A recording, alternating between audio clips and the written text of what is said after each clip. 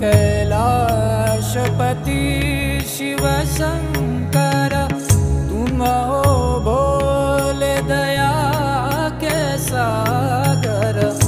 दूर करो सब दुख हमारे, दूर करो सब दुख हमारे।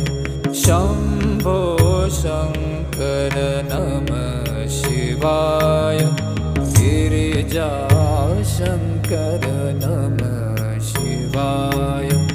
आदिदेव तुम नमः